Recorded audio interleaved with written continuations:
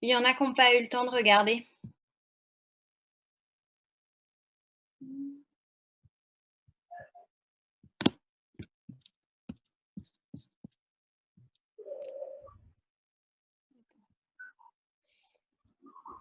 Est-ce que tout le monde a eu le temps de le lire? Je vais sur Zoom voir s'il y a des gens dans la salle. Ça va, je continue. Je commence alors parce que je vous entends pas en fait. J'ai pas de retour. Oui, madame, vous pouvez. Oui. Ok. Donc, Ah et oui, j'ai c'est bon. une question. Là, Voilà. du coup, vous avez C'est bon. l'écran avec vos prénoms. Du coup, comme j'ai. Oui, c'est ça. Ok. Donc Il on y a va. un cœur. Ah, voilà. Il Ok. y a un cœur. Là, c'est bon. Maintenant, vous êtes sur le bon. Ok. Donc là, hop, on est là et là, c'est bon. Je vais faire comme ça. Ce sera plus rapide pour moi. Je suis sur le même écran, mais je passe vite. Alors, enseignement de spé, énergie et cellules, parce que vous m'aviez posé des questions sur 2-3 points qui étaient un petit peu compliqués sur cette partie du programme. Donc, je vous ai trouvé un sujet que je trouve intéressant parce que là encore, on est sur une approche totalement analytique, ce que vous ferez dans le supérieur. On n'est plus sur la lecture classique de documents. Ah, il y a Luna qui est en salle d'attente. Tac. Faut juste que je change d'écran avec ma souris. Alors, tac.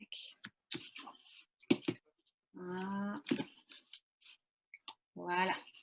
Et donc, on va regarder ce document-là. Naturellement, donc je ne vais pas tout lire. Je lis juste l'intro et la problématique. Et puis après, on va regarder ce que vous avez compris. N'hésitez pas, par contre, à prendre le micro parce que comme je suis sur 2 écrans, si vous communiquez seulement par le chat, je vais avoir du mal à…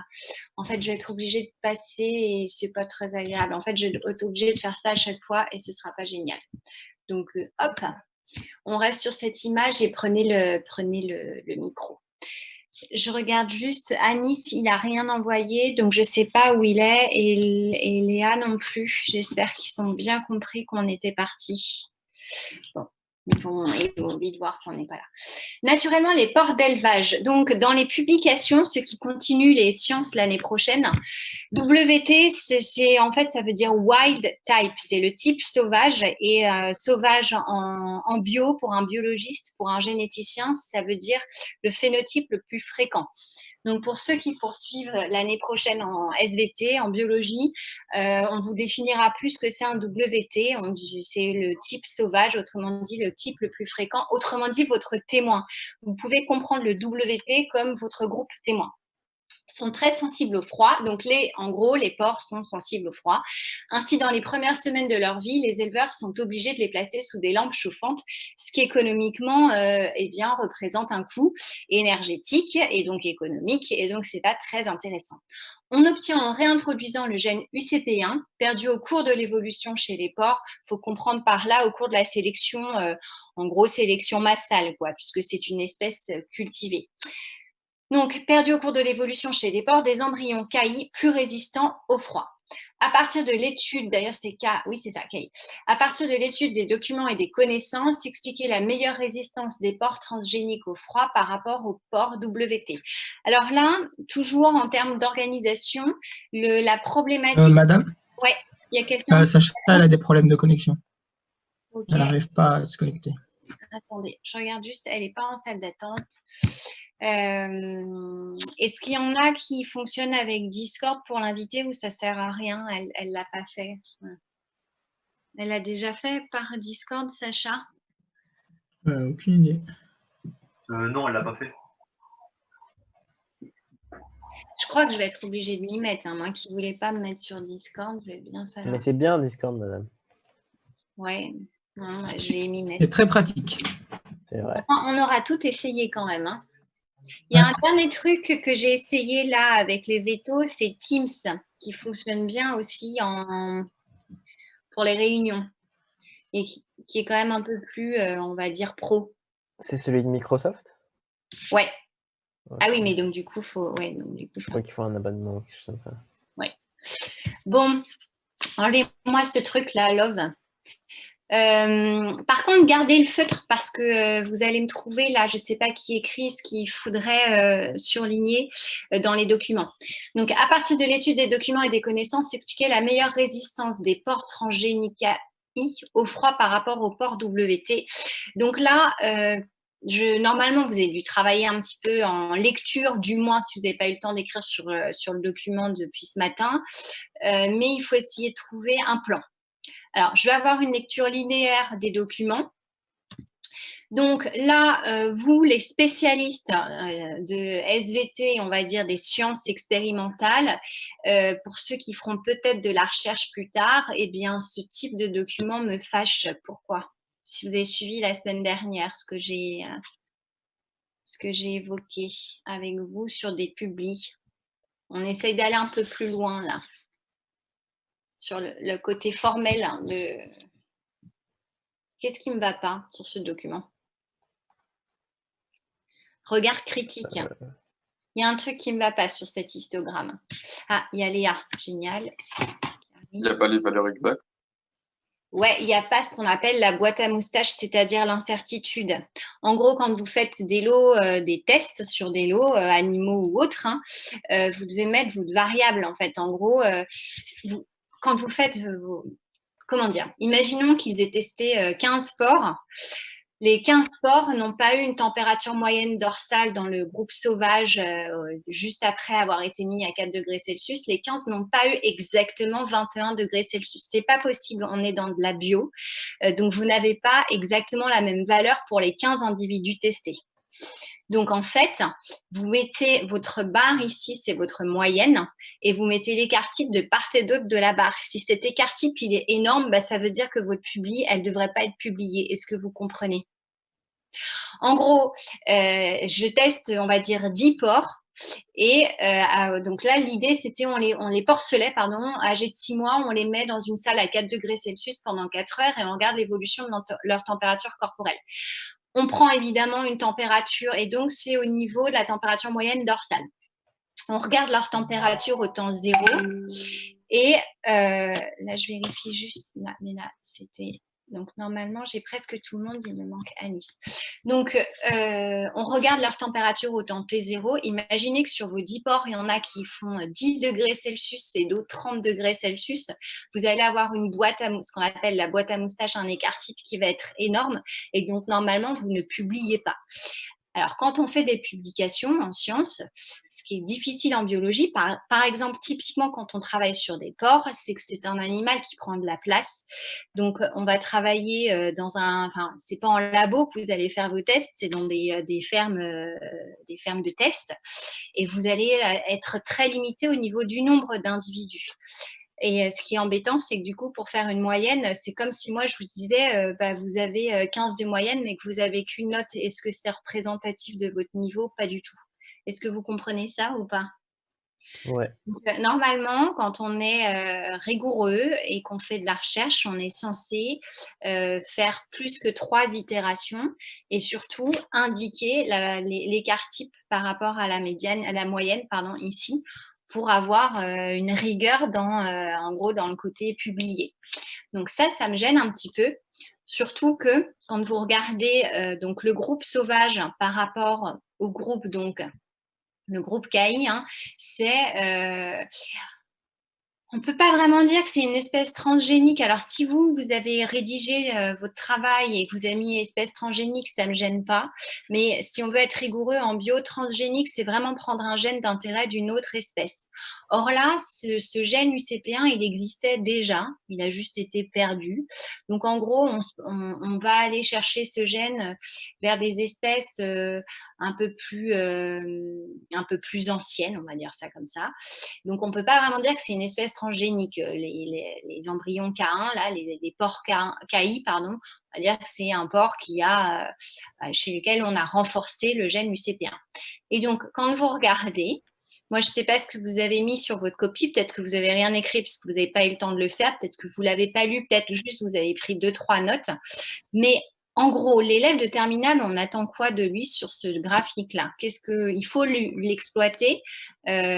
Description, interprétation. Qu'est-ce que vous décrivez, on constate et comment vous l'interprétez? Qu'est-ce que vous dites là-dessus?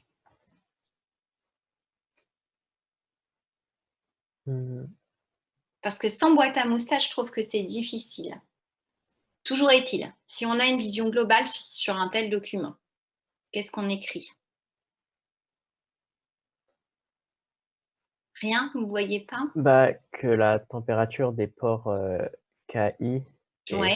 supérieure quand ils sont soumis à des températures plus basses que celles des pores WT. Ouais, Enfin, il semble être plus résistant au froid. En tout cas, il arrive à remédier, à thermoréguler. Il y a une thermorégulation meilleure chez la le porc température. caïque que chez le porc sauvage. Est-ce que ça, c'est clair pour tout le monde? Et ça, c'est Ouais. vrai dès les premières minutes au froid, mais on pourrait se dire qu'après 2 heures, la thermorégulation fonctionne chez le porc sauvage. Or, qu'est-ce qu'on constate? Quand on le met dans une salle à 4 degrés, initialement, il est autour, le porc sauvage, de 21 degrés Celsius au niveau de la température dorsale. Alors attention, ça ne veut pas dire que son organisme total refroidit, on est bien d'accord, hein. Le porc, c'est comme nous, c'est une espèce polykilotherme ou endotherme, c'est-à-dire qu'il a développé des métabolismes qui lui permettent de réguler sa température. Ça va pour tout le monde? Mais si je prends la température dorsale même d'un être humain, si je m'amuse à mettre les fameux thermomètres qu'on a tous maintenant là, frontaux, là, enfin, que vous mettez juste, si je les mets au niveau de votre dos, ce sera évidemment pas la même température que si je mets au niveau de votre front ou si je fais un thermomètre oculaire ou anal. Est-ce que c'est évident pour tous ça? Ça va ou pas? Oui. Ces notions-là, vous les avez pas? Non, si, c'est Vous ne les logique. avez pas trop parce qu'on ne les enseigne plus, on les enseigne maintenant en premier enseignement scientifique. Donc, vous êtes des endothermes ou poikilothermes et en gros, ça veut dire quoi? Ça veut dire que votre température, vous la régulez. Vous avez tout un mécanisme de thermostat qui fait que quelle que soit la température externe, votre température, elle est à peu près autour d'une valeur consigne qui est 36,8 degrés Celsius ou 37 degrés Celsius. Là, par exemple, aujourd'hui, je crois qu'on monte à 30 degrés aujourd'hui, je crois. Je ne sais plus, je n'ai pas regardé la météo. Donc là, on est dans des températures qui ne sont pas des températures de confort en termes environnementaux. Et bien, votre organisme, il va mettre en place des processus de thermorégulation, notamment en augmentant la transpiration, pour maintenir, même assis, une température de 37 degrés Celsius. Est-ce que ça, c'est clair pour tout le monde? Donc, un porc, il est comme nous, quand il est à des températures élevées, 30 degrés Celsius, bah, il transpire beaucoup. Et là, quand on le met dans une pièce très froide à 4 degrés Celsius, là, il va engendrer ce qu'on appelle des processus de thermogenèse. Il va créer de la chaleur. Ça va pour tout le monde? Je peux continuer? Ouais. Comment vous créez de la chaleur, vous? Ah. C'est en excitant des atomes. Enfin, C'est pas loin. En fait, en mangeant. Là, vous avez mangé ce midi. Toute la partie, l'appareil digestif, là, vous avez tout. Alors là, en ce moment, si vous avez mangé il n'y a pas longtemps, il y a l'estomac qui fait par péristaltisme et puis par contraction-relâchement des muscles lisses. Il y a une action mécanique. Toute action mécanique libère tout travail. En fait, ce sont des conversions que vous avez vues en physique, hein, W, le travail mécanique. Le rendement, il est jamais converti à 100%. Vous avez toujours des pertes et dans un organisme humain, c'est toujours des pertes sous forme de chaleur. Grand Q. Vous l'avez vu en physique, ça? Non? Je parle dans le vide ou pas? si, Ça va? Ouais. Si. Bon. Donc, en fait, là, votre processus de digestion, là, tout de suite, si vous avez mangé il n'y a pas longtemps, c'est surtout, en gros, votre estomac et puis après, l'intestin prendra le relais. Donc, un travail mécanique avec des pertes sous forme de chaleur. Mais encore mieux, à l'échelle de vos cellules, d'ici 30 minutes, quand une partie du glucose que vous avez ingéré ce midi sera passée dans le sang, donc au bout d'une heure et demie, quand le glucose passe dans le sang, ensuite, il vient alimenter vos cellules et vos cellules, vous savez qu'elles réalisent la respiration mitochondriale, ça va pour tout le monde. Elle respire en utilisant le glucose nutritionnel d'origine nutritionnelle et le dioxygène d'origine atmosphérique. Vos poumons fonctionnent. Et donc, ce processus métabolique libère de l'énergie sous forme d'ATP, mais aussi la conversion, elle n'est pas à 100%, le rendement n'est pas de 100%, libère de la chaleur. Donc, en fait, à l'échelle de vos cellules, toutes vos cellules qui contiennent des mitochondries libèrent en ce moment de la chaleur. Et donc, quand on met plein d'individus dans une salle, eh bien, cette salle, elle va voir sa température globale augmenter. Parce que nous, les endothermes, Homéotherme, oui. Poikilotherme, j'ai dit une bêtise tout à l'heure. Nous, les endothermes, on libère de la chaleur par métabolisme cellulaire. Est-ce que c'est clair pour tout le monde? Donc, le porc à 4 degrés Celsius, comme nous, il va aussi entraîner des processus de thermogenèse, notamment le métabolisme respiratoire à l'échelle de ses cellules. Il y a d'autres façons aussi d'augmenter la thermogenèse, par exemple, le frisson thermique, quand vous avez le frisson, quand vous sentez que votre peau, la chair de poule, ce qu'on appelle la chair de poule, ça va, ça, pour tout le monde? Quand vous regardez votre peau, il y a les poils qui vont se redresser. Est-ce que c'est clair? Il y a un mouvement. Donc, ça veut dire qu'en fait, à la base de votre poil, il y a un petit muscle qui s'appelle le muscle horripilateur. Et ça, c'est un réflexe. Il se contracte et en contractant, contraction musculaire, ça libère de la chaleur. Ça va pour tout le monde? Et puis, quand vous êtes vraiment frigorifié, si je vous mets là dans une salle à 4 degrés, comment vous vous comportez? Bah, on a la chair de poule. Ouais, il y a un autre réflexe aussi comportemental. On tremble. Ouais, vous tremblez en fait, vous bougez, vous êtes en mouvement. Vos muscles striés squelettiques, vos muscles se contractent et en se contractant, ils libèrent de la chaleur. D'accord? Alors, vous allez me dire, il y a d'autres façons. On va mettre un manteau, on va mettre un bonnet, etc. OK. Le porc, lui, ne s'habille pas. Par contre, comme nous, c'est un mammifère, donc il va avoir un réflexe horripilateur important. Et puis, il va bouger aussi. À 4 degrés Celsius, c'est sûr, on va avoir un mouvement, on va remarquer au niveau comportemental un mouvement chez les porcs. Et donc, aussi bien les white type que les KI, on constate que juste après avoir été mis dans la salle, on est aux alentours de 21 pour les porcs sauvages et 23 degrés Celsius. Donc ça, c'est la température qu'on va mesurer au niveau de l'échine dorsale, là, au niveau du dos. Et 2 heures après, dans un cas comme dans l'autre, ce qui saute aux yeux, c'est que de toute façon, leur corps a franchement refroidi, dû à l'impact environnemental, dû aux 4 degrés Celsius dans la salle où ils ont été placés. Est-ce que ça va, ça, pour tout le monde? C'est clair? Mais ce qui est intéressant, c'est que au bout de 4 heures, ils arrivent par un processus de thermorégulation. Alors, ils n'arrivent pas à obtenir la même température dorsale qu'avant de rentrer dans la salle, mais quand même, on voit que en 2 heures de temps, aussi bien les types sauvages que les types KI aboutissent à une thermorégulation. Et on va voir comment c'est possible de créer de la chaleur. Est-ce que ça va pour tous? Maintenant, ce qui saute aux yeux, et je suis d'accord avec vous, si je regarde globalement cet histogramme, que ce soit juste au moment d'être mis dans la salle à 4 degrés, que ce soit 2 heures après ou 4 heures après, même si cette boîte à moustache, elle m'ennuie parce qu'elle est absente, je constate que clairement, eh bien, vous me l'avez dit, les porcs sauvages, les wild type, leur température dorsale est toujours inférieure aux porcs KI. Est-ce que ça, c'est vu pour tous? Ouais. Mais c'est en ça où moi, je lis des publis, vous en lirez plus tard probablement ou pas en fonction de vos formations. Mais clairement, moi, quand je suis plutôt à lire des publications, ce qui va sauter aux yeux pour moi, c'est pas la différence gris hachuré, ça va être que on va avoir dans les 2 cas rapidement une thermorégulation, mais que cette thermorégulation, là, je vois une amplitude bien plus marquée au bout de 2 heures, avec une amplitude encore assez marquée au bout de 4 heures. Donc, clairement, je peux dire que les porcs KI se thermorégulent mieux que les porcs wild type. Est-ce que ça va, ça, pour tout le monde? Parce qu'au début, là, sur cette analyse-là, si j'ai sans boîte à moustache, on pourrait presque dire que c'est globalement la même chose à l'instant T0. Je continue, ça va? Je regarde juste. Il n'y a personne en salle d'attente? Non. Alors, je continue.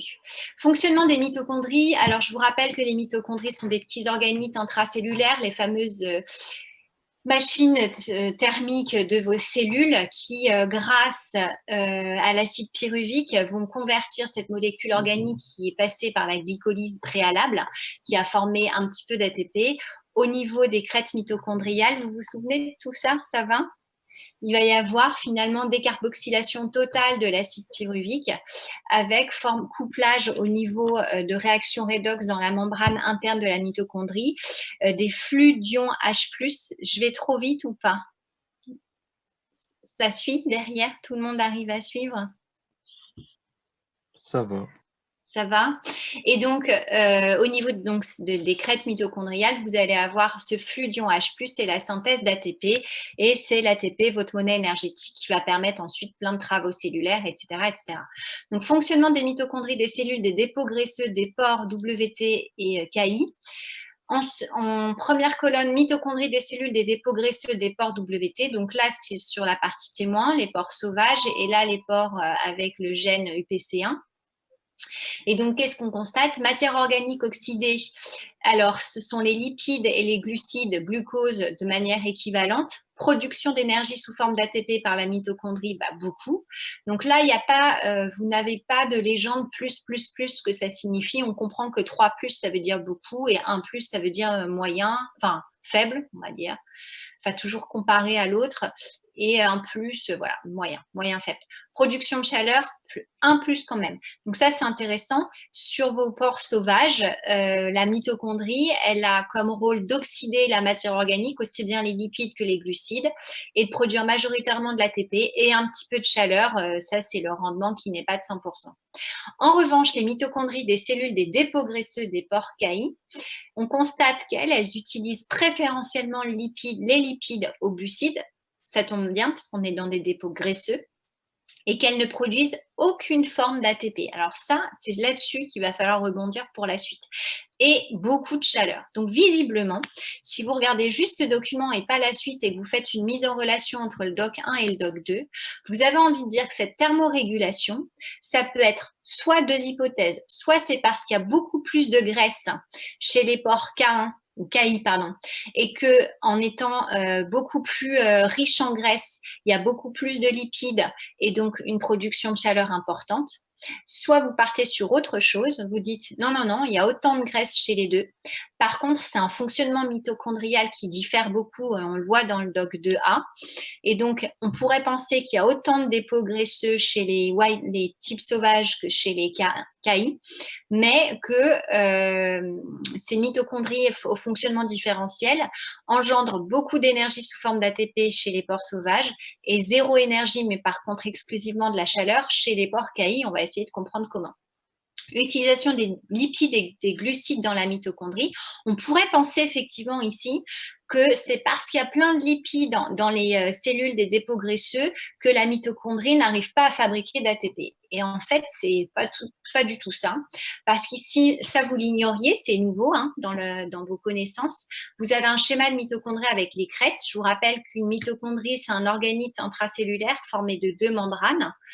Et c'est au niveau de la membrane interne que vous allez avoir une chaîne redox, ici un flux d'électrons et de protons, et accouplé à une ATP synthèse et donc à la formation d'ATP. Et donc là, vous constatez que les lipides, comme les glucides, sont capables de rentrer dans la mitochondrie, dans la matrice mitochondriale. Les lipides, ça c'est hors programme, mais ils vous le donnent dans ce document, en fait subissent ce qu'on appelle une hélice de Linén. En gros, ils sont oxydés. Logique, on est bien dans une respiration mitochondriale, donc le rôle du dioxygène, il est très important. Et cette oxydation aboutit à chaque tour d'hélice, en fait, à la synthèse d'une molécule, d'un intermédiaire réactionnel qui s'appelle l'acétyl-CoA, que nous n'avons pas vu. Nous, on a vu dans le tronc commun que le glucose, par glycolyse, donnait une molécule ici qui va rentrer. Quel est le nom de la molécule qui va entrer normalement dans la mitochondrie? C'est ce qu'on avait vu, nous, en tronc commun. Le glucose, quand vous l'oxydez un petit peu via la glycolyse, il devient acide. Vous vous souvenez? Non? Ça ne revient pas du tout? Il n'y a personne qui se souvient? Acide pyruvique, ça vous dit rien? Non? Vous dormez? Allô? Oui, non. Pyruvique? Non, Léo? On ne dort pas. Mais moi, ça me dit vraiment rien. Enfin, Rien du tout. Bon, alors, je finis mon truc et après, je vous partage ce que j'avais préparé. Je m'en doutais un petit peu. Alors, J'avais préparé des choses. Bon, c'est pas grave. Donc, le glucose donne l'acide pyruvique donne l'acétyl-CoA et l'acétyl-CoA rentre dans le cycle de Krebs qui est finalement une décarboxylation et qui vous donne plein, par couplage, vous donne plein d'intermédiaires réduits. Vous vous souvenez au moins que R'2, ça veut dire réduit et que ce R'2, il va ensuite être oxydé au niveau de la chaîne respiratoire où là aussi, c'est dans les choux, vous n'y êtes plus. Ça va. Ça va un peu? Bon, alors je vais revenir dessus après avec des diaporamas. Donc, toujours est-il qu'on comprend que les lipides comme les glucides sont utilisés par la mitochondrie à des voies énergétiques. Donc, s'il y a une différence ici entre plus et 0 là et plus là et plus, c'est pas parce qu'il y a plus de lipides qui seraient utilisés préférentiellement. Non. L'explication, elle est ailleurs. Et l'explication, elle est là.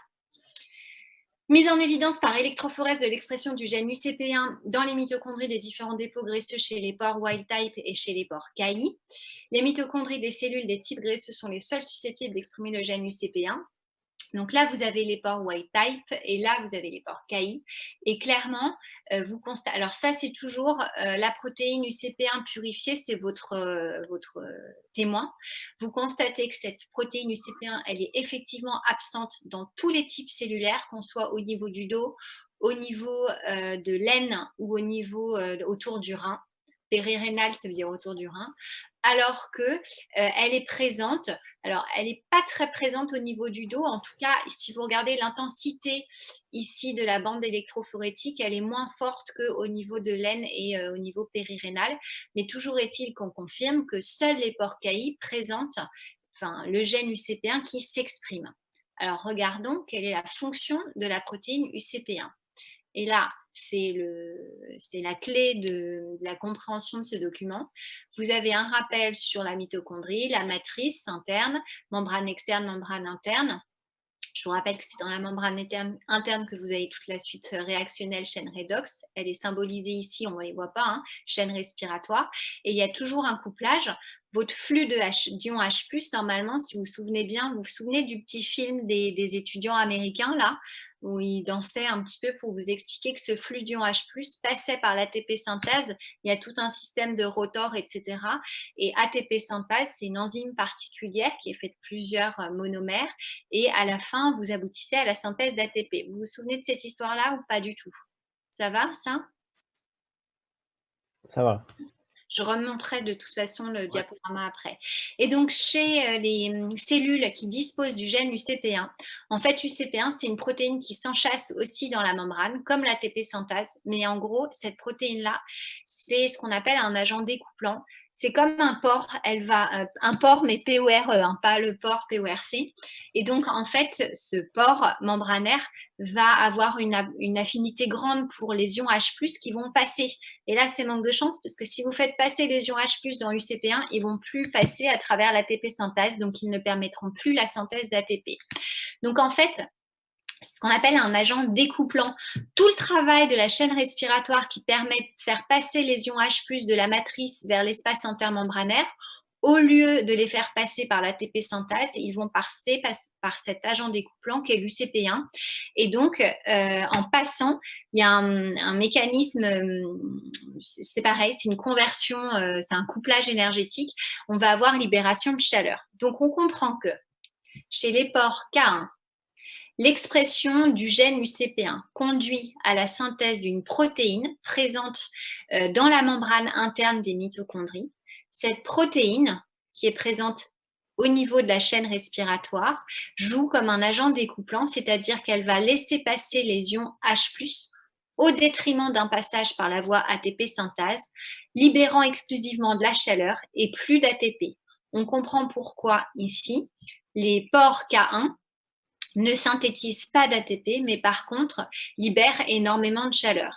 Et enfin, on comprend pourquoi, même dans une pièce à 4 degrés Celsius, ce n'est pas une température de confort, 4 degrés Celsius, on constate qu'en 2 heures, comparativement au groupe témoin, eh bien, on arrive à atteindre en moyenne 15 degrés Celsius alors qu'on est seulement à 12 au niveau de la température dorsale pour des animaux témoins.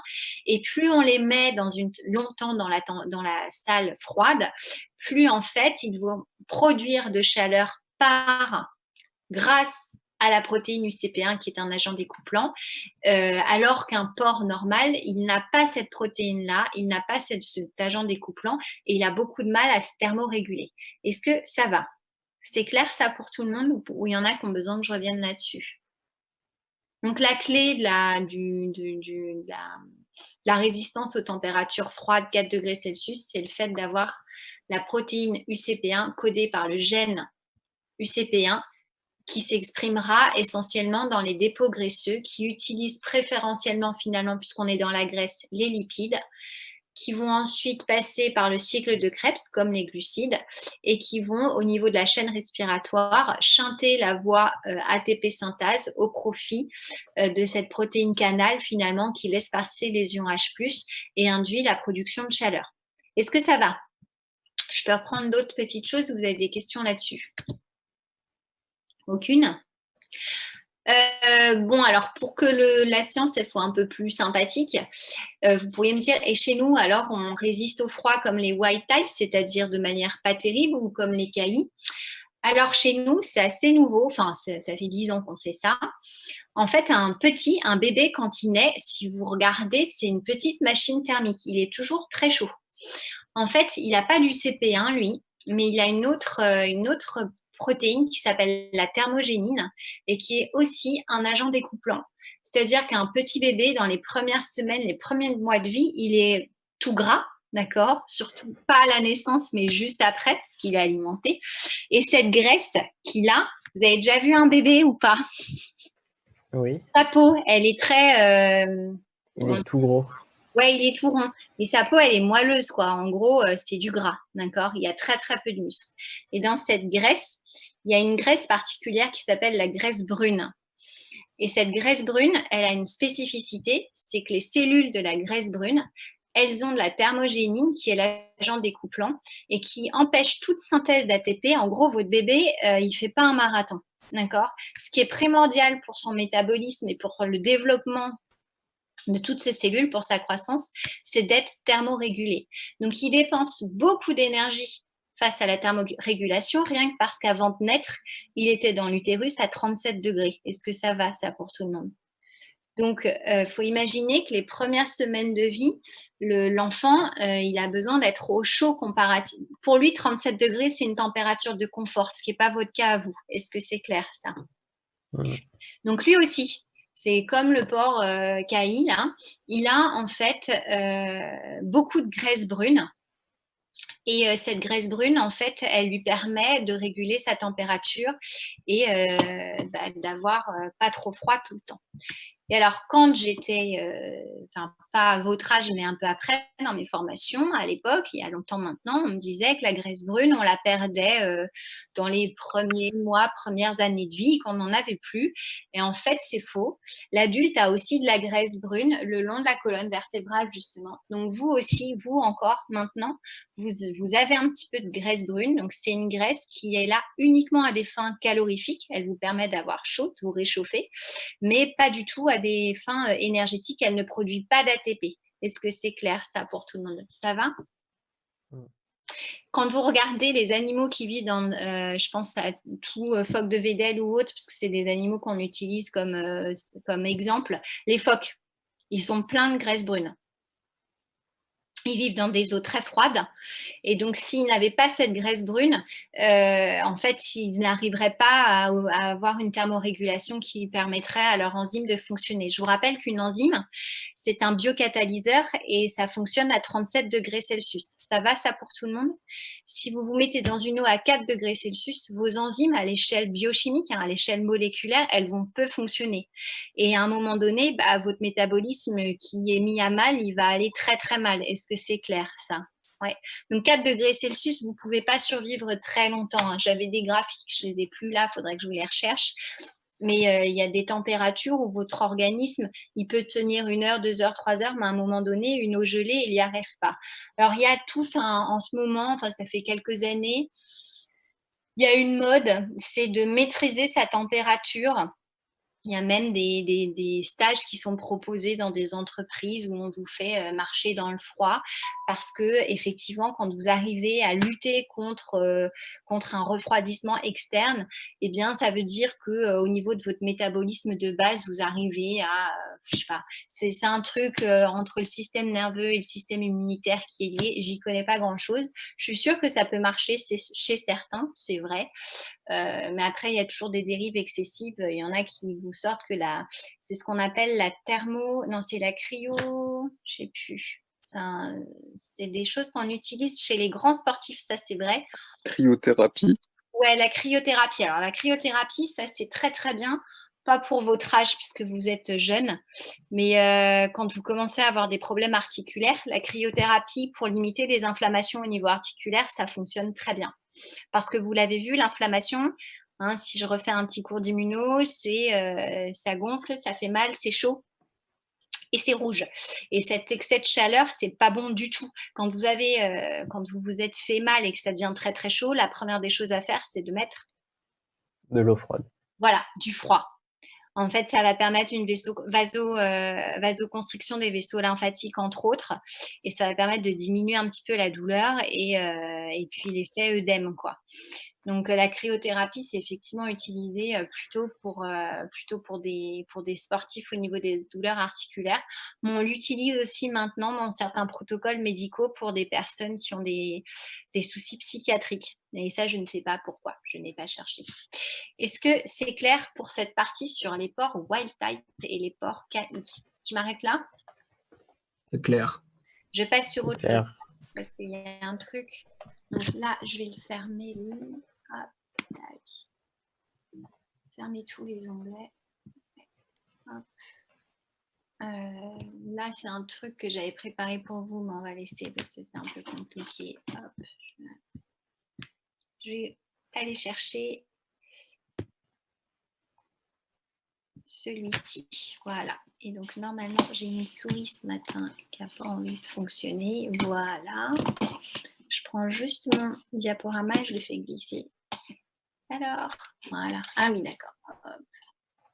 On va mettre en petit. Voilà. Et normalement, vous devriez voir apparaître. Voilà, tac. J'espère que je ne me suis pas plantée en prenant. Je m'étais dit que le cycle de Krebs pour vous, c'était. Ouais, bah voilà, j'ai pris le bon doc. Donc, ça, on l'a vu ensemble, c'était le TP7 sur le rôle respiratoire des mitochondries. Donc, là, ça vous rappelle juste que ça, c'est votre cellule. En 1, c'est le noyau. En 2, ce sont les petits organites intracytoplasmiques que sont les mitochondries avec ces petites crêtes là, mitochondriales, une crête. Mitochondre. Et donc là, vous avez un petit schéma très simplifié d'une cellule avec son noyau.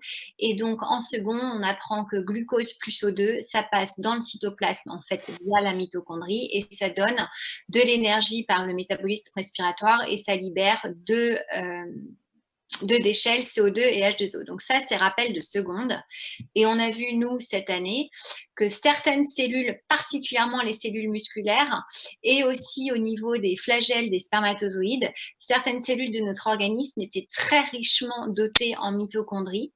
Donc là, vous avez tout ce qui est microfibrilles, qui participent à la contraction des cellules musculaires. Je ne sais pas si vous vous souvenez la notion de sarcomère, etc. Et à côté de ces microfibrilles, vous avez plein d'organites d'organismes cytoplasmiques que sont les mitochondries.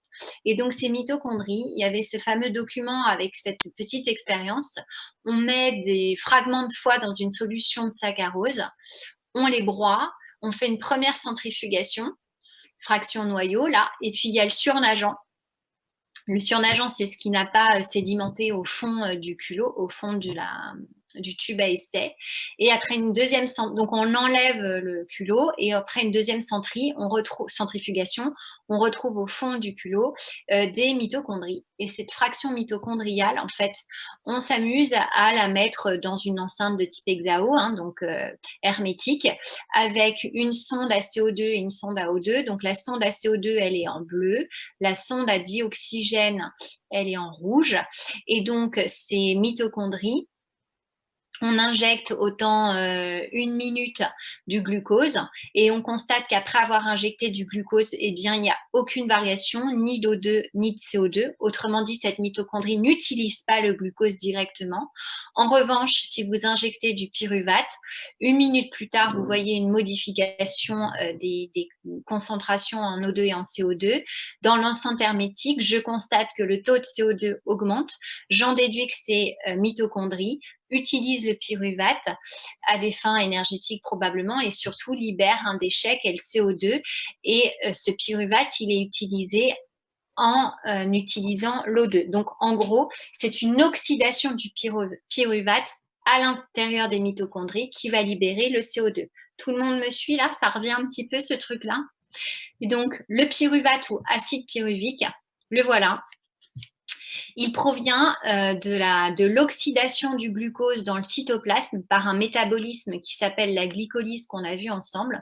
Donc ce glucose qui est un sucre à 6 carbones, un hexose, C6H12O6, dans le cytoplasme, il va être oxydé partiellement. Je ne sais pas si vous vous souvenez, acide pyruvique, c'est que vous avez la fonction COOH, la fonction carboxylique. C'est bien un degré d'oxydation supplémentaire par rapport au... Vous voyez, il y a 12 H pour 6 oxygènes. Et là, 2 fois 4, donc 8 H pour 6 oxygènes, c'est bien que j'ai diminué le nombre d'H. Autrement dit, j'ai réalisé une oxydation. Est-ce que ça va, ça, pour tout le monde ou pas? Et donc, l'acide pyruvique, c'est aussi une molécule carbonée, donc molécule organique, mais seulement à 3 carbones.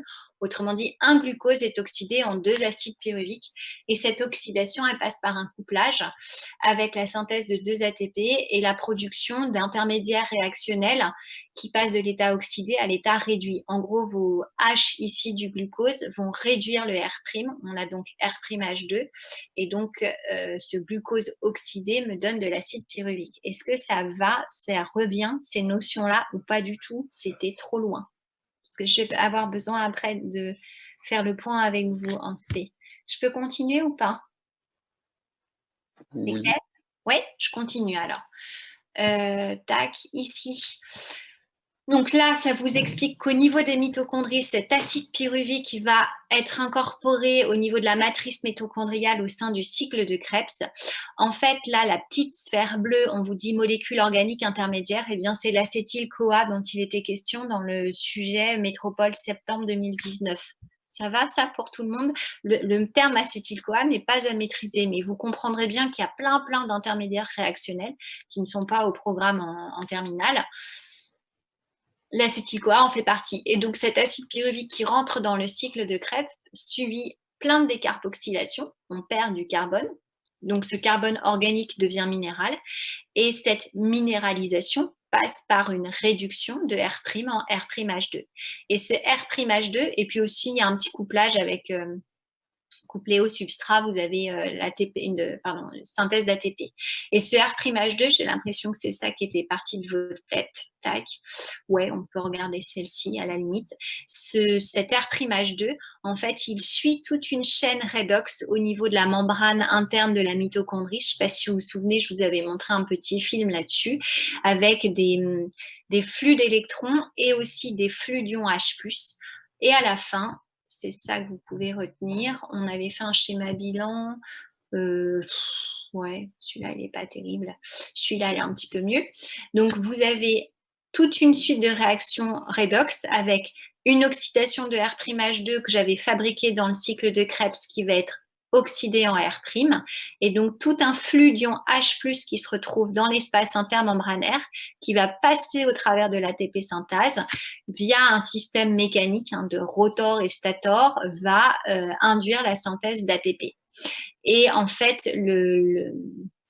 l'accepteur d'électrons final dans cette chaîne redox, c'est le fameux dioxygène. Ce dioxygène qui accepte, donc là c'est l'état oxydé, oxygène, dioxygène, accepte les électrons pour être réduit en H2O. Est-ce que ça va, ça pour tout le monde? Vous vous souvenez de cette réaction redox? R'H2 donne R' et O2 donne H2O. Ça va pour tous? Donc ça, c'était le petit bilan. Ça va? On va repasser. Alors si ça va, tac, je voudrais juste fermer ça. Hop là. Je vous sens plus motivée là.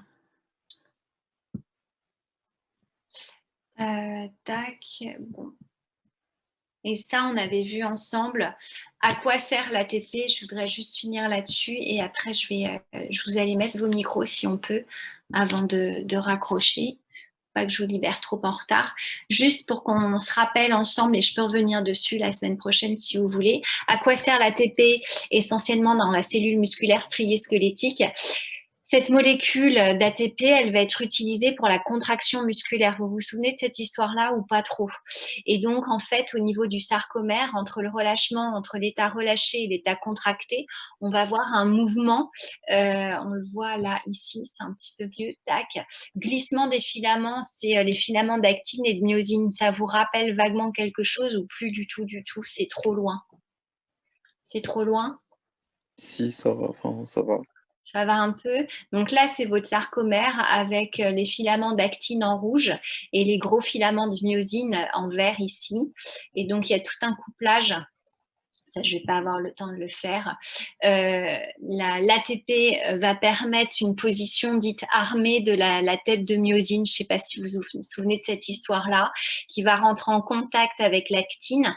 Et c'est ce qu'on appelle un couplage de force, en fait. Et hop, vous allez avoir un mouvement de levier qui va permettre le glissement de l'actine sur la myosine et donc la contraction musculaire.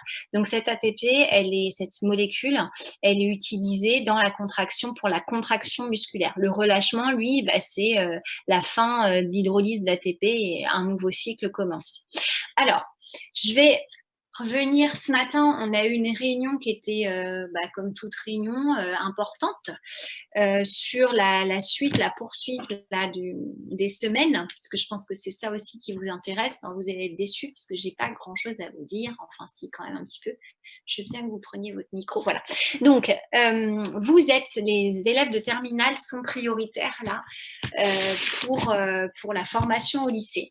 Maintenant, on ne peut pas faire revenir 35 élèves en présentiel pour des raisons sanitaires, voilà, imposées. Donc ce soir, on a le conseil de classe. Ce conseil de classe, il a pour objectif de statuer sur des avis très favorables ou doit faire ses preuves. Est-ce que vous comprenez cette expression-là ou pas trop? Oui. Très favorable, ça veut dire que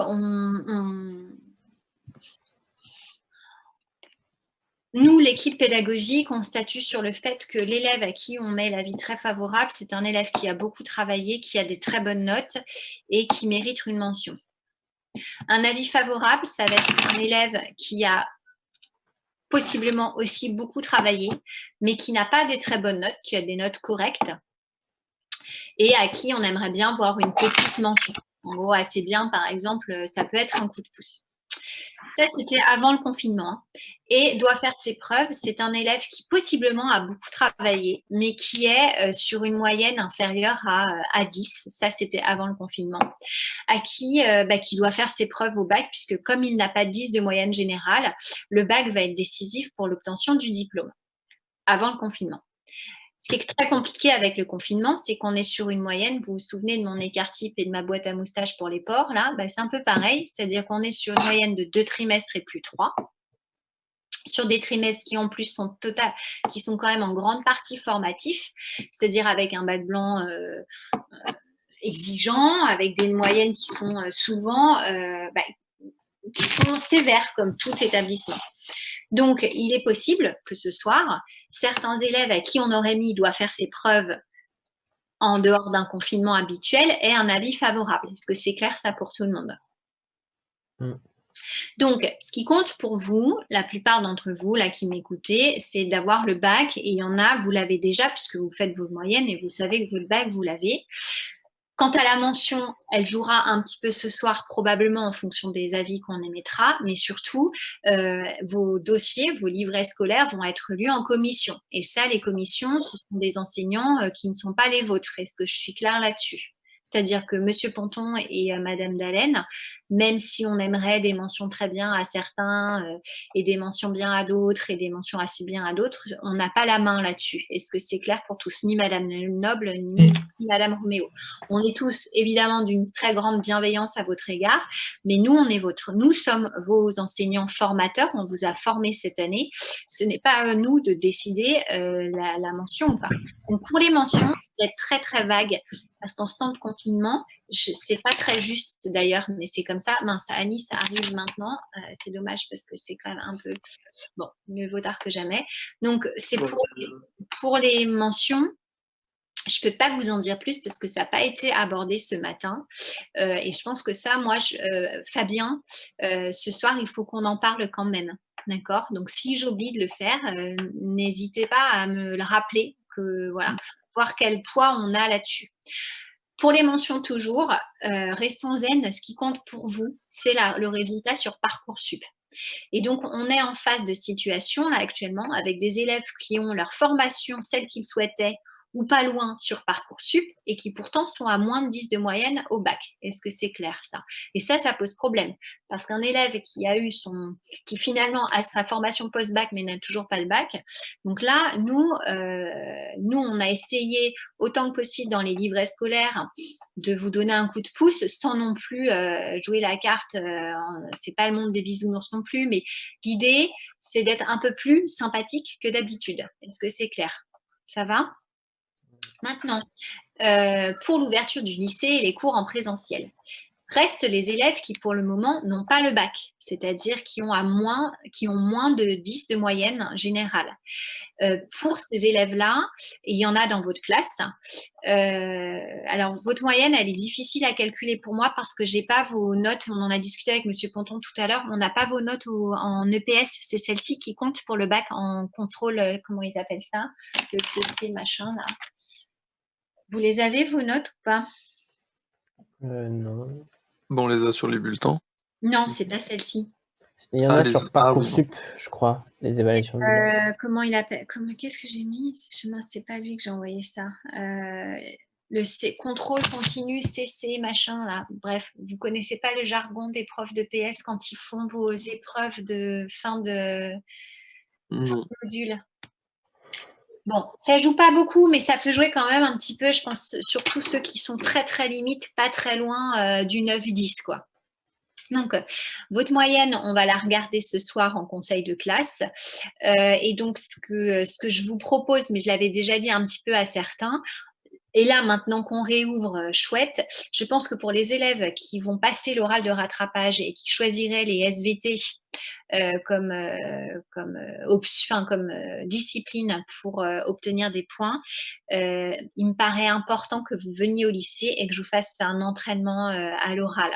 Parce qu'en virtuel, il y a un truc que vous n'avez pas, c'est l'individu face à vous et vous n'allez pas passer un oral en virtuel, vous serez devant quelqu'un et vous avez un petit peu oublié cette façon-là de vous présenter, etc. Donc moi, je veux être présente. Donc dès que je sais ce soir à 20h, quand on a fini le conseil de classe, je vais appeler Monsieur Ponton et moi, on appellera les élèves qui ont l'oral de rattrapage et en vous conseillant sur les disciplines à choisir. Pour celles et ceux, vous aurez le temps de réfléchir, mais essayez d'être rapide. Pour celles et ceux à qui on a proposé les SVT, comme vous avez le droit à 2 disciplines pour l'oral de rattrapage. Celles et ceux qui ont proposé les SVT comme discipline à passer à l'oral, dès que vous m'avez donné le feu vert, moi je déclenche, j'aimerais bien limite dès la semaine prochaine, je vous dis tel jour je peux être au lycée, il faut que je prévienne le lycée 48 heures avant pour avoir une salle et être dans les conditions d'hygiène, sécurité, etc. Et à vous de vous déplacer pour me rejoindre dans une salle et on fait des oraux. Est-ce que c'est clair ça pour tout le monde? Ça va? Mais du coup, ce soir, vous prendrez aussi les notes des épreuves anticipées pour calculer la moyenne. On regardera. Alors, ce qui m'intéresse, c'est celle pour les élèves qui sont très, très borderline là, au niveau des moyennes. Ils se connaissent. Hein. Il y en a dans le groupe SVT en SP. Et parce que il y a le décret que je vous ai envoyé, vous vous souvenez sur WhatsApp, je vous ai surligné des petites parties. Je suis désolée de la façon dont j'ai communiqué avec vous, mais je les ai reçues vraiment en direct. Donc je lisais et je vous envoyais ce que je lisais moi. Tout le jargon juridique parfois me dépasse grandement. Mais moi, il y a des choses que j'ai lues, notamment sur l'arrondi supérieur. Ouais, vous me suivez? Oui, Et oui. en fait, cet arrondi supérieur, il est lourd de conséquences pour certains d'entre vous dans la classe. C'est-à-dire que si vous êtes à 9,5, moi, si je lis le décret, je le lis ainsi. Et c'est ça qu'il faut vraiment, ce soir, qu'on soit sûr de nous. Madame Lenoble, etc., validera ou pas, mais qu'on soit bien à 10. Or, quand on remplit les livrets scolaires pour le moment, ou comme quand on remplit les bulletins, c'est votre moyenne qui apparaît, votre moyenne non arrondie. Est-ce que vous comprenez? Les serveurs n'ont pas été modifiés. Je suis claire ou pas? Oui. Oui. Oui, oui. Là-dessus, ça c'est important parce que si on arrondit au point supérieur, il y en a, ça vous sauve de l'oral de rattrapage, clairement. Il y en a deux quand même qui sont concernés et deux, c'est toujours deux, même si avec un élève, c'est un. Et il y a certains élèves dans votre classe qui, à moins que je me trompe, mais j'ai regardé, les moyennes sont à 7,5. Donc, ça voudrait dire normalement pas d'oral. Mais en arrondissant au point supérieur, on est sur 8. Et donc là, on vous laisse la chance de passer cet oral. Et l'oral, c'est vraiment important. Il faut y aller en vous disant que c'est une chance qu'on vous donne. On n'est pas là du tout pour vous pointer du doigt et dire vous n'avez rien fait cette année. C'est un moment de privilégié pour essayer de vous faire gagner des points. Surtout pas pour vous en enlever. Et donc là, moi, pour ces élèves-là, ceux qui choisiraient, s'il y en a qui choisissent, mais je pense qu'il y en a qui ont peut-être intérêt à prendre des SVT, ça, je vais en discuter ce soir avec toute l'équipe, Monsieur Ponton, Fabien, Élise, et puis évidemment la direction. Mais ces élèves-là, à qui je conseillerais éventuellement de prendre les SVT, la semaine prochaine, si je pouvais dès la semaine prochaine, j'aimerais bien vous faire des oraux. Si c'est pas la semaine prochaine parce que c'est trop compliqué pour le lycée, ils ont des conseils de classe jusqu'à vendredi, donc j'ai l'impression que, ouais, voilà, ça n'a pas l'air d'être simple d'ouvrir une salle. Bon, ce sera la semaine d'après. Pour tous les autres, parce que ça m'intéresse aussi, il n'y a pas que ceux qui passent l'oral de rattrapage, eh bien, je continue de vous faire cours en visuel. Hein. D'accord? Je ne vous lâche pas. Après, vous vous connectez ou vous vous connectez pas. Mais moi, je pense que c'est important que voilà, que vous ayez, vous avez le droit à avoir un enseignement même à distance jusqu'au 3 juillet. Maintenant, pour les SP, pour le format que je fais le mardi après-midi, avant que vous ne raccrochiez, il faudrait que vous me disiez. Il y a Luna qui m'a parlé d'écologie. Alors, depuis, j'ai cherché des choses en écologie. Je suis tombée sur les collapsologues. On peut discuter, on peut faire un débat d'1 heure là-dessus. Pourquoi pas? On m'a envoyé là une vidéo qui est pas mal faite. Alors, je ne sais pas si vous savez ce que c'est la collapsologie, mais bon. En ces temps de confinement, de déconfinement, de réchauffement climatique, voilà. Après, Très à la mode. Ouais, c'est à la mode. Vous êtes donc je suis pas collapsologue, hein, loin de là. Attention. Ok, je suis absolument pas. Voilà, je suis ingénieure agro. J'ai même eu tendance à polluer plus la planète que je n'aurais dû. Je m'en repentis. J'enseigne du coup maintenant. Toujours est-il que c'est franchement utopiste et parfois limite anarchiste ce qu'ils proposent. Mais je trouve ça assez marrant. Le truc, c'est que si on débat là-dessus, il faut que vous ayez un bagage suffisant parce que sinon, vous allez être un peu perdu ou vite emporté par la vidéo que je peux vous montrer. Donc, soit on continue sur ce format-là, je prends des sujets de bac, comme j'ai fait là. Ce que je peux, c'est vous les donner, par exemple, soit le matin, mais le matin, vous avez cours, ou une semaine avant, si vous voulez, et on fait des corrigés de bac. Et en partie tronc commun, je vais faire là demain le SIDA, je vais vous faire des choses un petit peu plus pointues sur la bio, pour ceux qui poursuivent en bio, pour ceux qui vont en médecine, en tout ce qui est paramédical, etc. Est-ce que ça vous convient? Parce que de toute façon, ceux qui ne poursuivent pas les SVT, qui ont leur bac. J'ai envie de dire, soit je vous emmène un petit peu plus loin, comme ça vous profitez de ne pas avoir à passer les épreuves et pas non plus être sur Fortnite ou autre toutes vos journées, et ça vous fait 2 heures dans la semaine où ça permet de développer un peu de votre culture G, sachant que si je pars sur un truc un peu plus dur en bio, je parlerai pas mal de biochimie parce que c'est le truc qui est compliqué. Vous voyez, là, juste acide pyruvique, c'était parti de votre tête. Et l'année prochaine, pour ceux qui vont en bio, fac, biomédecine, bio-prépa, bio-nutrition ou ce que vous voulez, vous allez en manger de l'acide pyruvique. Et il faudrait que vous soyez quand même bien clair là-dessus.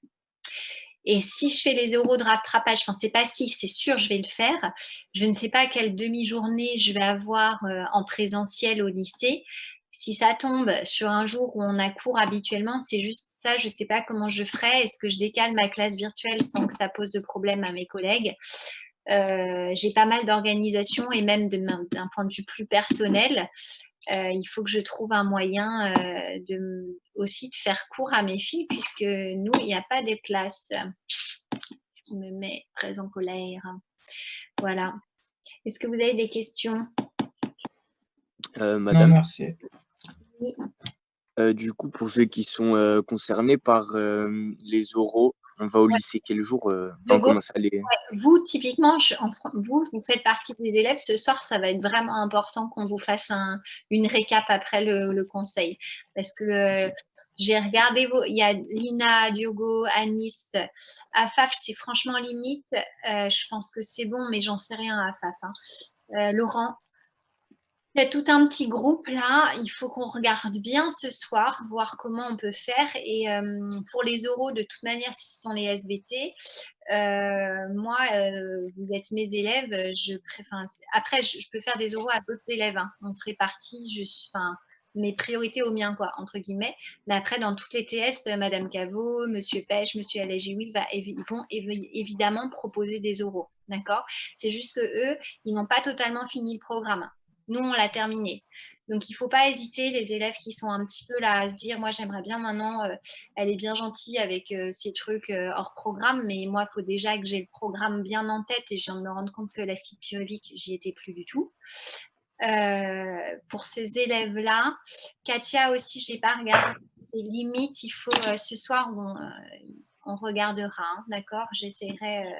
je vais avoir pas mal d'appels à faire ce soir. Si vous ne m'avez pas... Bon, j'y arriverai ce soir. Je pense que, ouais. Comme c'est à 20h qu'on termine, ça risque de faire tard. Mais tant pis, vous ne vous couchez pas à 21h non plus.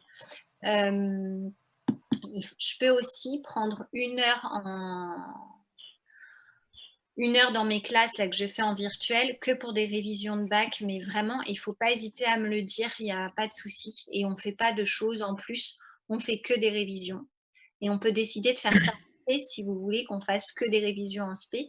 Et sur la partie tronc commun, on reste sur quelque chose d'un peu plus poussé. On peut faire ça aussi, si vous préférez. On peut se réserver notre créneau de spé du mardi à faire des révisions que de spé, voire même de non-spé, ce qu'on a un peu fait la semaine dernière avec les QCM. C'était pas mal. J'ai l'impression que ça vous avait convenu mercredi dernier. Je sais pas, il faut me dire quoi, ce que vous préférez faire. Que des révisions, moi je peux faire que de la révision. C'est plus facile pour moi, hein. J'ai rien à préparer entre guillemets, tout est déjà plus ou moins dans l'ordinateur. Ou si vous voulez qu'on fasse des choses formées un peu plus loin. Sachant que je peux faire les deux, garder le créneau du mardi pour faire des révisions. Et puis garder les créneaux du lundi et mercredi pour aller plus loin. On peut faire ça. Et dans ce cas-là, le mardi après-midi, ceux qui n'ont pas envie de réviser parce que vous savez déjà tout, parce que vous n'avez pas passé l'oral, vous n'êtes pas obligé de vous connecter. De toute manière, ce soir, le trimestre sera passé. Je ne mets plus, il était présent, il était absent, vous êtes grand, quoi. Je ne fais plus de vérification de présence. Par contre, si je fais que des révisions et que vous êtes que 2 en classe virtuelle, autant que je me déplace au lycée et que je sollicite auprès de Madame Lenoble une salle où là, on peut vraiment travailler. Vous comprenez? Parce qu'en classe virtuelle à distance comme ça, même ceux qui sont super motivés parce que là, vous jouez peut-être votre oral de rattrapage, c'est moins formateur, j'en suis convaincue, qu'en réel. Donc, comme le lycée est ouvert maintenant et que c'est priorité au terminal, on peut aussi décider de réserver un créneau pour les oraux. Monsieur Laureau aussi, ce matin en réunion, a dit qu'évidemment, il était présent, il serait présent pour vous faire passer des oraux de rattrapage, des oraux préparant au rattrapage. Donc, qu'est-ce qu'on fait? Est-ce qu'on reste sur ce schéma-là et je trouve un autre créneau pour se préparer à l'oral? Ou est-ce qu'on décide d'emblée de faire le mardi après-midi que des révisions, spé et non spé? Et Léa, vous venez évidemment quand vous voulez, je ne vous oublie pas. Ça peut être bien le mardi après-midi que des révisions. Que des révisions. Donc, si on part sur le mardi après-midi que des révisions, ce qu'on peut faire aussi, c'est un sondage. Je peux envoyer un sondage si vous voulez.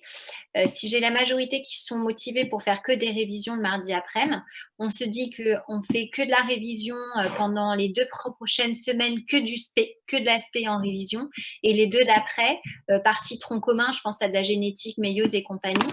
Et pour ceux qui auraient éventuellement choisi l'oral de SVT pour le rattrapage, vous, en plus, on fait du présentiel. J'essaye de trouver, je trouverai un demi-créneau, une demi-journée, pardon, au lycée. Est-ce que ça vous convient? On fait comme ça?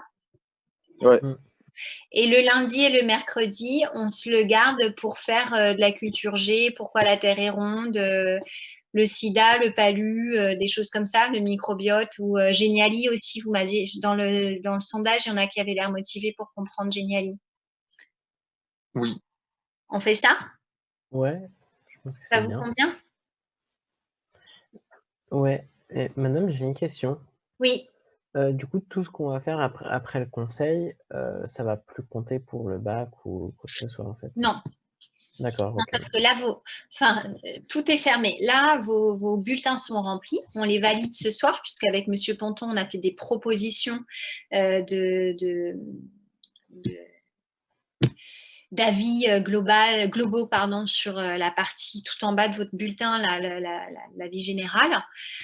Donc ça, c'est une proposition qui doit être validée par le chef d'établissement et puis par l'équipe éducative qui sera en virtuel ce soir, sauf M. Ponton et moi, et Fabien et Élise, et puis peut-être des parents d'élèves, je ne sais pas, s'ils pourront se déplacer ou autre.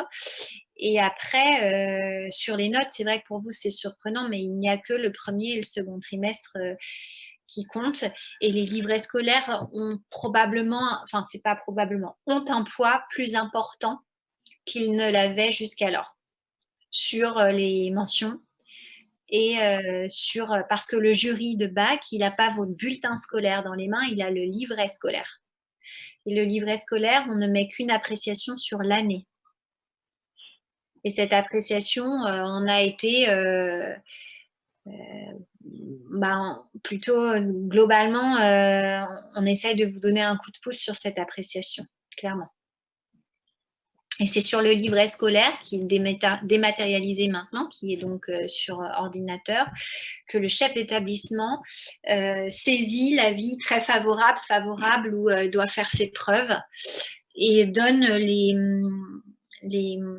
le nombre total dans une classe donnée, combien il y a eu de T très favorables, de favorables et de DFP, il doit faire ses preuves. Et je crois que dans les trucs que je vous ai envoyés sur les décrets, il me semble qu'on va regarder les taux de mention des 2 précédentes années. Vous avez lu ça comme moi quand j'ai envoyé les trucs là. Ouais, ils vont regarder par rapport à ce qui s'était passé avant pour faire un peu pareil, non? Ça, c'est super important. C'est super important parce que vous prenez des bahuts comme Henri IV ou autres qui mettent 8 de moyenne à certains élèves parce que les autres à 12 passent dans leur prépa parce qu'en fait, ils sont extrêmement exigeants. Celui qui a 8 de moyenne, il part sans bac. Non, c'est pas possible. Donc, en fait, et vous êtes dans un lycée moyen sévère. Donc, c'est en votre faveur. Ça joue en votre faveur, ça. Il faut le considérer comme ça, vraiment. Encore, il ne faut pas vous dire, oh là là, si j'avais pu avoir un enseignement dans un autre lycée plus sympa, non, au contraire. Et dites-vous que si vous avez été pris aussi sur Parcoursup, ça joue un petit peu, évidemment. D'accord? Donc, soyez sereins pour ce soir. Et puis, pour ceux et celles qui auraient éventuellement l'oral de rattrapage, on vous appelle juste après le conseil et on vous guide. Et puis, vous n'êtes pas lâchés dans la nature. Au contraire, le fait de ne pas passer l'écrit, va nous permettre d'avoir des semaines là pour vous préparer à l'oral, ce qu'on ne faisait pas avant. Hein. Donc, tant mieux. Ok, il y a d'autres questions? Madame, moi j'avais une dernière question. Oui. Pour ceux du coup qui ont, on va dire, je crois que j'avais calculé, moi je crois que je suis à 9, quelque chose en Ouais. tout. Est-ce que l'assiduité, elle va jouer en gros, est-ce que pourra nous faire augmenter notre moyenne à 10 ou quelque chose comme ça? Bah, en fait, c'est pas l'assiduité. Là, c'est vrai. Nous, on va évidemment, on a saisi votre assiduité, etc., les travaux rendus, on l'a marqué dans nos appréciations pour donner un coup de pouce. Et puis parce que de toute façon, c'est même pas vous donner un coup de pouce, c'est une réalité. Vous avez été assidu, etc. Après, sur l'arrondi supérieur, moi, j'ai lu comme vous le décret, je le comprends comme vous. Alors, je ne suis pas l'informaticienne derrière qui ensuite édite les collantes de bac, mais vous allez avoir une collante de bac. Normalement, une collante, c'est une feuille avec vos notes, même si vous n'avez pas passé d'écrit, je pense qu'on va vous en donner une, qui valide l'obtention de votre bac. Et donc, sur cette collante, c'est comme ça que je le comprends, on arrondit au point supérieur. C'est-à-dire que si vous êtes à 9,3, eh bien, normalement, on devrait arrondir à 10. Mais ça, je pense que cet arrondi, cette décision, elle va être prise par les commissions. Ok, d'accord. Merci. Ça, il faudra qu'on en reparle ce soir, mais normalement, c'est ce que j'ai compris, ouais. Donc, je suis désolée, c'est pas très clair hein, ce que je dis, enfin, je trouve. Je dis ni noir ni blanc parce qu'on est encore, enfin, je vais quand même là de plus en plus sur un truc acté, quoi. D'accord? Je vous relate ce que j'ai compris ce matin des 4 heures de réunion. Ok, merci. Il n'y a plus de questions?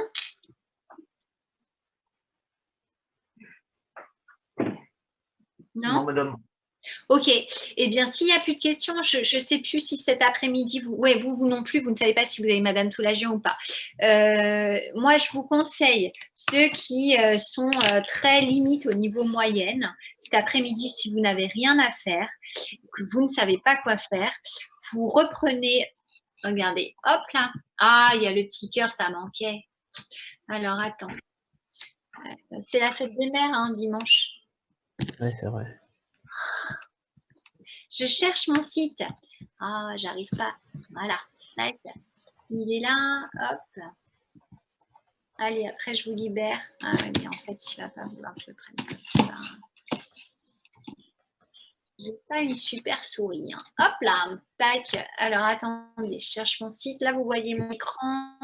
Tac. Voilà, vous êtes normalement pour celles et ceux qui éventuellement passeraient l'oral de rattrapage pour cet après-midi. Voilà le petit travail que je vous donne à faire. Vous allez ouvrir le thème SP. Hop. Qu'est-ce que je là non, terminal SPSVT, excusez-moi. Non, on va faire terminal SPSVT. Et puis, vous allez faire